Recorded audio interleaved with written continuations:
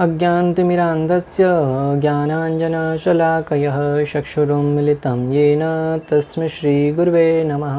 हरे कृष्णा। आज गीता श्रृंखला के सत्र क्रमांक 266 में आप सभी भक्तों का हार्दिक स्वागत है। आज हम श्रीमद् भगवद गीता के 7वें अध्याय के जो कि है भगवत ज्ञान श्लोक क्रमांक 28 का अध्ययन करेंगे। तो आइए, श्लोक इस प्रकार है। येषां त्वन्तगतं पापं जनानां पुण्यकर्मणां ते द्वन्द्वमोहो निर्मुक्ता भजन्ते माम दृढ़व्रता। अर्थात भगवान श्री कृष्ण कहते हैं कि जिन मनुष्यों ने पूर्व जन्मों में तथा इस जन्म में पुण्य कर्म किए हैं और जिनके पाप कर्मों का पूर्णतया उच्छेदन हो चुका है, वे मोह के द्वंद्वों से मुक्त हो जाते हैं और वे संकल्प पूर्वक मेरी सेवा करने में तत्पर होते हैं। भक्तों, अगर इस श्लोक का संबंध पिछले वाले श्लोक से देखा जाए तो पिछले वाले श्लोक को सुनकर अर्जुन के मन में जिज्ञासा उत्पन्न हुई कि हे भगवान, मोह के द्वंद्वों से मुक्त कैसे हुआ जाए और उनका परिणाम क्या होगा। भगवान श्री कृष्ण ने जब पिछले श्लोक में मोह के संबंधित वर्णन किया कि व्यक्ति मोह और द्वंद्वों से ग्रसित होने के कारण वो मुझ परमेश्वर श्री कृष्ण को यथारूप में नहीं जान पाता है, तो अर्जुन के मन में जिज्ञासा उत्पन्न हुई इन मोह और द्वंद्वों से मुक्त कैसे हुआ जाए और उनका फल क्या प्राप्त होगा।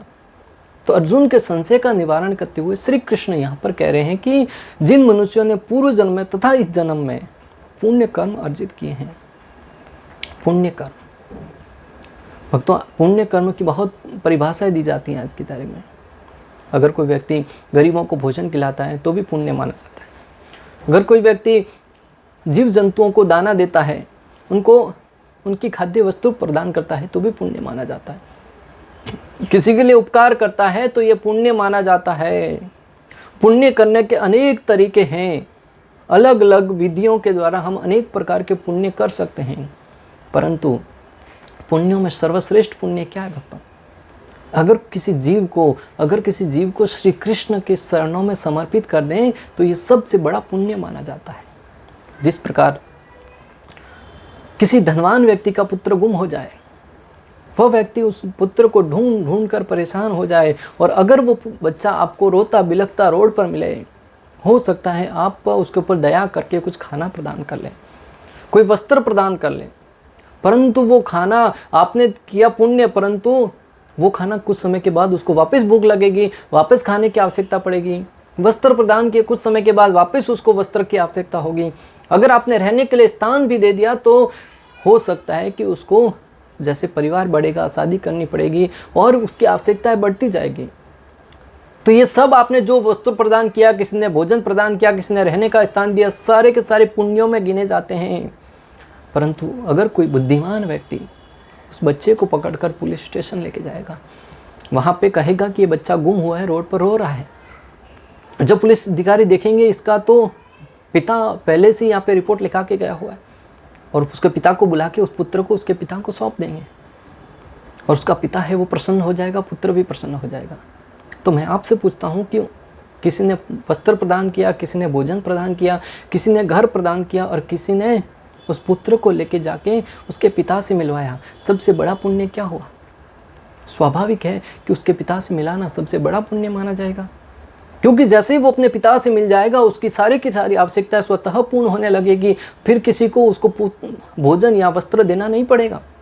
उसी भांति इस सृष्टि में प्रत्येक जीव भगवान श्री कृष्ण की संतान है और श्री कृष्ण है वो समस्त धनवानों में सबसे बड़े धनवान है, समस्त ऐश्वर्यों में सबसे बड़े ऐश्वर्यवान है, समस्त ज्ञानियों में सबसे बड़े ज्ञानी हैं, समस्त बलवानों में सबसे बड़े बलवान हैं, समस्त त्यागियों में सबसे बड़े त्यागी हैं, समस्त वैराग्यवानों में सबसे बड़े वैराग्यवान हैं।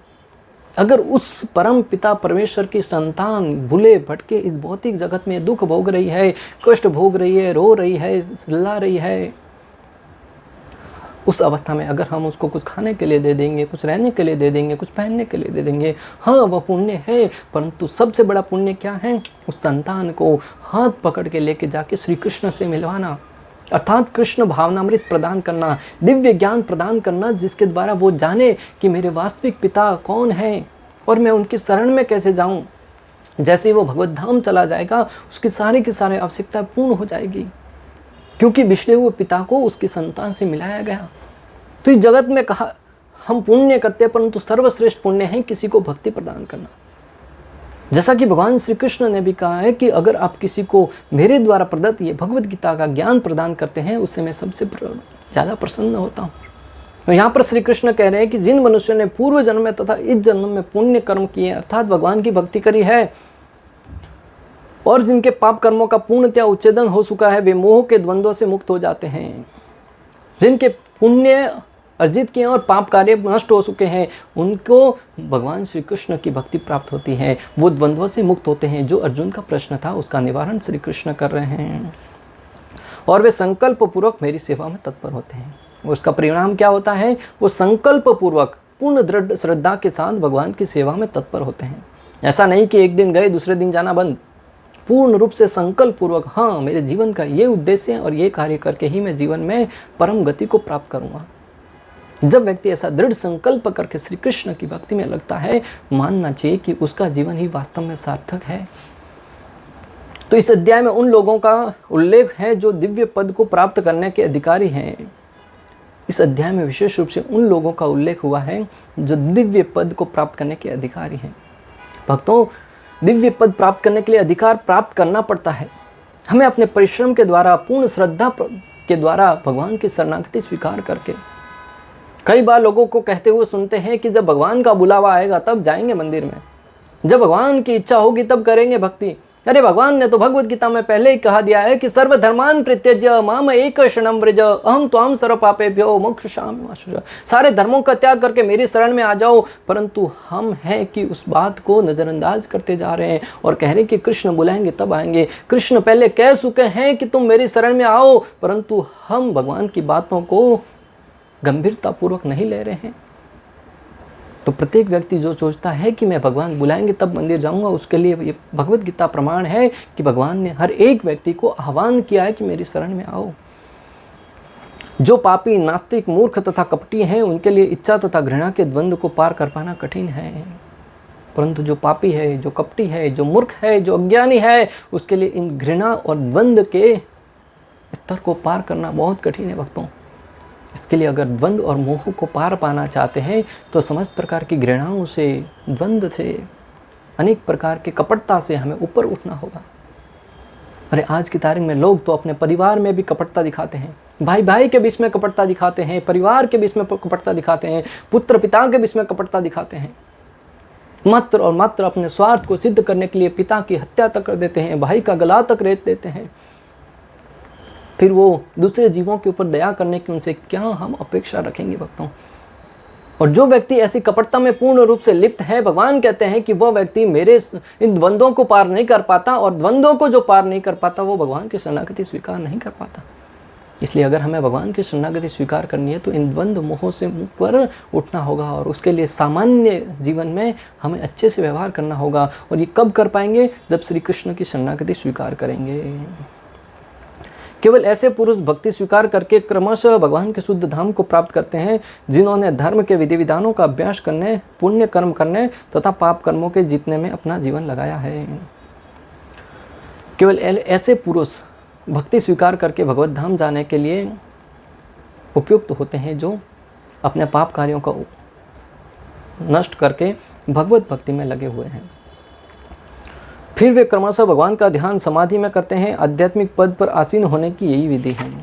फिर वो समाधि में भगवान का दर्शन करते हैं और आध्यात्मिक पद पर धीरे धीरे अग्रसर होते हुए भगवान के साकार रूप तक ऊपर उठते हैं। शुद्ध भक्तों की संगति में कृष्ण भावनामृत के अंतर्गत ही ऐसी पद प्राप्ति संभव है। और ये संभव कब होगा? जब हम शुद्ध भक्तों के संग में रहते हुए कृष्ण भावनामृत में जीवन यापन करेंगे। वरना हम एकांत में रहकर अगर अपनी शक्ति से इसे साधना करने का प्रयास करेंगे, निश्चित रूप से हम विचलित हो जाएंगे। अगर एकांत में रहेंगे तो हमारे मन में निश्चित रूप से अनेक प्रकार की ऐसी गलत धारणाएं आएंगी, गलत प्रकार के विचार आएंगे, जिसके द्वारा व्यक्ति का पतन होना निश्चित है। और आज की तारीख में जो सत्य युग के लिए विधि बताई गई थी, उसका विधियों का पालन करते हैं तपस्या करने के लिए, साधना करने के लिए, वो निश्चित रूप से अपने मार्ग से भटक जाते हैं। और ऐसे अनेक दृष्टांत आते हैं जहाँ पर वो व्यक्ति अपने मार्ग से भटकते हुए प्रतीत होते हैं, तो लोग भ्रमित हो जाते हैं कि ये तो बड़ा साधु था, ये तो बड़ा तपस्वी था, फिर रास्ते से कैसे भटक गया, और लोगों की आध्यात्मिकता में श्रद्धा टूट जाती है।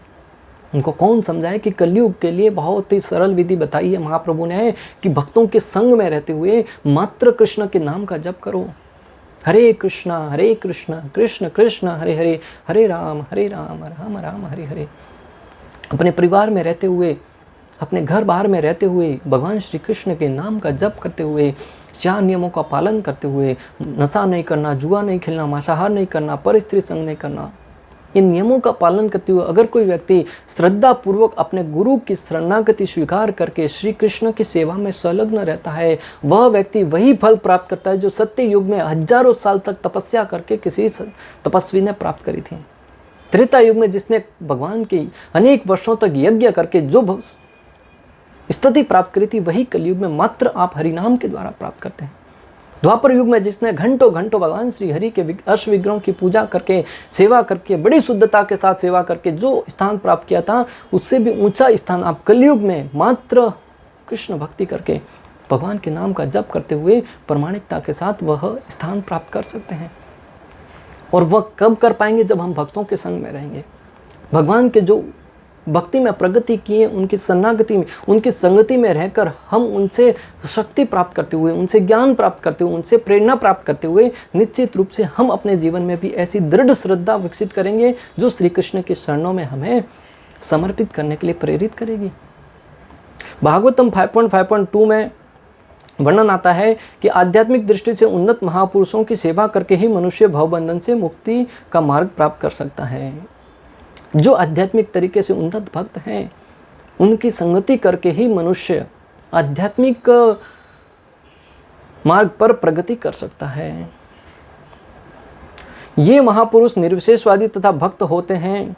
ईश्वर से तदाकार होने अथवा भगवान का संग प्राप्त करने के इच्छुक प्रत्येक मनुष्य को महात्माओं की सेवा करनी चाहिए। भले आप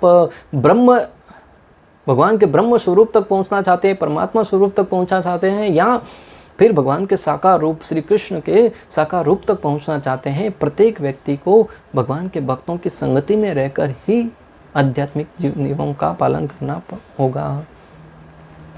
ऐसे कर्मों में रुचि रखने वाले लोग जो स्त्री तथा मैथुन प्रेमी व्यक्तियों की संगति करते हैं, उनके लिए नरक का द्वार खुला रहता है। और जो लोग आध्यात्मिकता में रुचि नहीं रखते हैं और मात्र स्त्री भोग में अनेक प्रकार की भौतिक कामनाओं में रुचि रखते हैं, उनके लिए स्वर्ग लोक या भगवत धाम का मार्ग तो छोड़ो, उनके लिए नरक का द्वार हमेशा खुला रहता है। महात्मा संभाव वाले होते हैं। वे एक जीवात्मा तथा दूसरे में कोई अंतर नहीं देखते। वे अत्यंत शांत होते हैं और भक्ति में पूर्णतया लीन रहते हैं। वे क्रोध रहित होते हैं और सभी को कल्याण के लिए कार्य करते रहते हैं। जो भगवान के भक्त हैं, महात्मा गण हैं, वो सब प्रत्येक जीव के प्रति संभाव रहते हैं और किसी के ऊपर क्रोध नहीं करते हैं, किसी से घृणा नहीं करते हैं, किसी से भेदभाव नहीं करते हैं। जब हम उन महात्माओं की शरणागति लेंगे, जब हम उन महात्माओं के संग में रहेंगे, तो निश्चित रूप से उनके गुण हमारे अंदर विकसित होंगे। भक्तों, कहते हैं ना, जैसी संगति वैसी हमारा जीवन परिवर्तित होगा। अगर आप अनेक प्रकार के नशेड़ियों के संग में रहते हैं तो आपका भी स्वभाव है वो धीरे धीरे उन नशेड़ियों की भांति बदलता जाएगा। परंतु अगर आप महात्माओं के संग में रहते हैं, संत पुरुषों के संग में रहते हैं, आपकी की संगति परिवर्तित होगी। 2 तोतों का उदाहरण आता है। एक व्यक्ति ने अपने स्थान पर पले 2 तोते अलग अलग व्यक्तियों को बेचे। एक साधु को बेचा और एक डाकू को लेके गया। जो तोता साधु के पास लेके गया तो वो नित्य जब उसके मालिक भगवत गीता का उच्चारण करते थे, भगवत गीता के श्लोकों को सुनता था। और दूसरी तरफ जो डाकू लेके गया था, उसके घर में जब पूरे दिन गलत तरीके का व्यवहार किया जाता था, गालियां दी जाती थी, वो उनको सुनता था। कुछ समय के उपरांत दोनों को तोते उस मालिक के पास ले जाया गया। एक भगवत गीता के श्लोकों का उच्चारण कर रहा था, दूसरा गालियां बक रहा था। क्या सिद्धांत सीखे, क्या शिक्षा मिली? जिसने जैसा संग किया, एक साधु के संग में था, एक डाकू के संग में था, दोनों ने अलग अलग प्रकार का ज्ञान अर्जित किया। इससे हम सीख सकते हैं कि अगर हम भी अपने जीवन में प्रगति करना चाहते हैं, जीवन में सफल होना चाहते हैं, तो सफल व्यक्तियों का संग करें, आध्यात्मिक व्यक्तियों की संगति करें, भगवत भक्तों के संग में रहे। तब निश्चित रूप से उनके गुण हमारे अंदर आएंगे और हमें वो भक्ति कार्य करने के लिए प्रेरित करेंगे। वे कोई नित्य आचरण नहीं करते, ऐसे व्यक्ति महात्मा कहलाते हैं। वो किसी प्रकार का कोई जो नियमों के अंतर्गत नहीं आता ऐसा आचरण नहीं करते हैं और वो लोग महात्मा कहलाते हैं। मात्र नाम लगाने से या अच्छे वस्त्र पहनने से कोई महात्मा नहीं बन जाता। महात्मा है वो स्वभाव से बनता है, साधु है वो स्वभाव से बनता है। कोई मात्र साधु के गेरुए वस्त्र धारण करके, तिलक लगाकर, कंठीमाला पहनकर, शिखा रखने से कोई व्यक्ति साधु नहीं बन जाता। साधु है वो अपने गुणों से साधु बनता है। चैतन्य चरितामृत मध्य लीला 22.87 में वर्णन आता है, असत्य संग त्याग एई वैष्णव आचार, स्त्री संगी एक असाधु कृष्ण भक्त आहार। वैष्णव को सामान्य लोगों की संगति से हमेशा बचना चाहिए। सामान्य लोग बुरी तरह से भौतिकता में, विशेषतया स्त्रियों में आसक्त रहते हैं। वैष्णवों को उन लोगों से भी बचना चाहिए जो कृष्ण भक्त नहीं है। एक वैष्णव को चाहिए कि वो असत्य संग त्याग दे, अर्थात जो वैष्णवों का संग नहीं है उसका संग से दूर रहे। जो स्त्री कामी है, भौतिक भोगों से कामी है, उनसे दूर रहे। जो व्यक्ति भक्त नहीं है उनका भी संग नहीं करना, ये असत्य संग है। अगर कोई व्यक्ति भक्त नहीं है उसका संग करते हैं तो असत्य संग है। उनका त्याग करके, महाप्रभु ने तो इतना यहाँ तक कहा कि अगर आप संग करना है तो किसी सर्प को गले में लपेट लो, परंतु किसी भौतिकवादी व्यक्ति के संग में मत बैठो। आज की तारीख में संसार में दुखों का कारण यही है। संसार में लोग स्त्री कामी होते जा रहे हैं, अनेक प्रकार के भोग के प्रति लालयित होते जा रहे हैं। इसका कारण यही है कि उसका संग ऐसा ही है। जब मिलते हैं तो मात्र स्त्री के विषय में ही चर्चा करते हैं, मात्र भौतिक भोग के विषय में ही चर्चा करते हैं। जहाँ पर आध्यात्मिकता की बातें होती है, श्री कृष्ण के नाम का गुणगान होता है, वहाँ पे भगवान निवास करते हैं। और उस स्थान पर भगवान निवास करने के कारण वो स्थान शुद्ध होता है। भगवान से एक बार नारद मुनि ने पूछा कि भगवान आप कहाँ पे रहते हैं? मैं तो सोचता हूँ कि आप अपने धाम गोलोक धाम में रहते होंगे। तो भगवान ने कहा कि न हम तिष्ठामि बैकुंठे, कि मैं बैकुंठ धाम में नहीं रहता। तब नारद मुनि ने कहा कि तब तो आप निश्चित रूप से योगियों के हृदय में रहते रहेंगे, जो तपस्या करते हैं। भगवान ने कहा कि ना हम बैकुंठे ना हम तिष्ठामि बैकुंठे योगी नाम हृदयेषु मद भक्त्या यत्र गायन्ति तत्र तिष्ठामि नारदः। भगवान ने कहा कि न तो मैं बैकुंठ धाम में रहता हूँ, न ही बड़े बड़े योगियों के हृदय में रहता हूँ। मैं तो वहाँ पे रहता हूँ जहाँ पे मेरे भक्त मेरे रूप गुण और लीलाओं की चर्चा करते हैं, कथा कीर्तन करते हैं। जहाँ पे भी भगवान के नाम का चर्चा होती है, भगवान निश्चित रूप से वहाँ पे उपस्थित रहते हैं। तो वैष्णव को सामान्यतः लोगों की संगति से हमेशा बचना चाहिए, क्योंकि अगर हम असत संग करेंगे तो निश्चित रूप से हम इस भौतिक जगत के अनेक प्रकार के भोगों में फंसते जाएंगे। कात्यायन संहिता में वर्णन आता है, वरम ह्योतम वह ज्वाला पंचरांत वरवस्थिते न शास्त्रे चिंता मुख विमुख जन संवास वैशवम। पिंजरे के भीतर बंदी होने तथा जलती अग्नि के द्वारा घिर जाने जैसे कष्टों को सहन कर लेना कृष्ण भावनाओं से विहीन लोगों की संगति करने से श्रेष्ठकर है। ऐसी संगति महान विदार पूर्ण है। भक्तों, कात्यायन संहिता में वर्णन आता है कि आप पिंजरे के भीतर बंद हो जाइए, जलती अग्नि में स्वाहा हो जाइए, प्रवेश कर जाइए, सर्प को गले से लगा लीजिए, परंतु वैष्णवों के संग से दूर मत होइए। अध भक्तों के संग में जाना उचित मत समझिए। भगवान के सारे भक्त विश्व भर का भ्रमण इसलिए करते हैं जिससे वे बद्ध जीवों को उनके मोह से उबार सकें। भगवान श्री कृष्ण के जो भक्त हैं वो विश्व भर में भ्रमण करते रहते हैं। साधु कभी एक स्थान पर कभी नहीं रहता। शास्त्रों में वर्णन आता है कि साधु हमेशा भ्रमण करते रहते, एक गांव से दूसरे गांव में, दूसरे गांव से तीसरे, तीसरे से चौथे, अलग अलग गांवों में जाकर भ्रमण करते रहते थे और हर जगह जाकर भगवत भक्ति की अलग जगाते थे। उनके भ्रमण करने का उद्देश्य क्या था कि जहाँ पर जाए उनको देखकर लोगों के मन में भक्ति जागृत हो, उनकी जहाँ पे शरण कमल पड़े वो स्थान शुद्ध हो जाए और वहाँ पर रहने वाले लोगों की सुकृति जागृत हो। जिस घर में जाकर प्रसाद स्वीकार करे उस घर के भाग्य उदय हो जाए।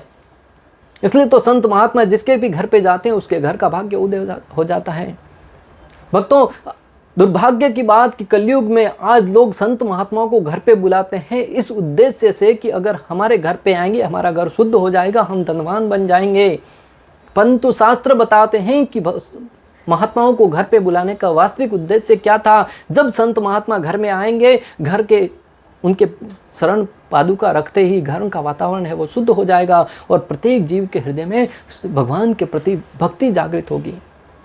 परंतु हम अज्ञानता के कारण उन संतों की उस महिमा को छोड़कर मात्र धन प्राप्त करने के लिए संतों का घर पे बुलाते हैं। खैर, बहुत सारे लोग हैं जो इस उद्देश्य से भी भक्तों को घर पे बुलाते हैं कि हाँ, उनके आने से हमारे घर का वातावरण है वो शुद्ध हो जाएगा और बच्चे हैं और सब लोग भक्ति में लगेंगे। परंतु वास्तविकता ये है, भक्तों की ज़्यादातर लोग धन प्राप्त करने के लिए ही मात्र भक्तों का संग करते हैं। अपने गुरु के समक्ष जाते हैं, साधुओं के समक्ष जाते हैं, वहाँ पे भी मात्र और मात्र व्यापार की बातें करते हैं। मैंने व्यापार में इतना धन कमाया, मैंने जीवन में ये प्रगति की, मैंने जीवन में ये पद प्राप्त किया।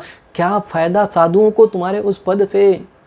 जब साधुओं के पास जाए, भगवान ने कहा कि जब भगवान श्री कृष्ण ने कहा कि जब आप भक्तों के पास जाए, संतों के पास जाए, तब उनके पास जाके उनसे जिज्ञासा करें, उनके शरणों में शरणागति प्राप्त करके उनसे मात्र सुने, अपने बारे में बखान न करें।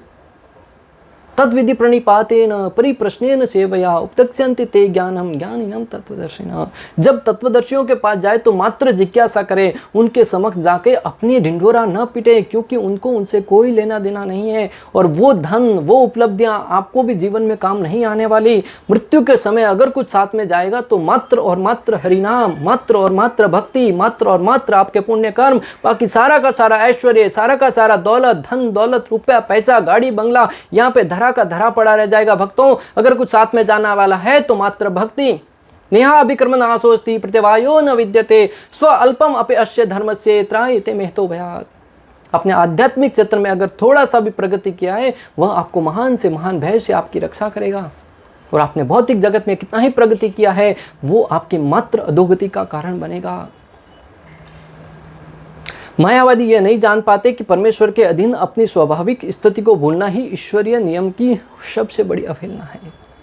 मायावादी ये नहीं जानते कि हम भगवान के द्वारा बताए गए नियमों को भूलते हैं, यही भगवान की सबसे बड़ी अवहेलना है। यही भी भगवान की सृष्टि का तिरस्कार करने का तरीका है। भक्तों, जब तक वह अपनी स्वाभाविक स्थिति को पुनः प्राप्त नहीं कर लेता, तब तक परमेश्वर को समझ पाना या संकल्प के साथ उनकी दिव्य प्रेमा भक्ति में पूर्णतया प्रवृत्त हो पाना कठिन है।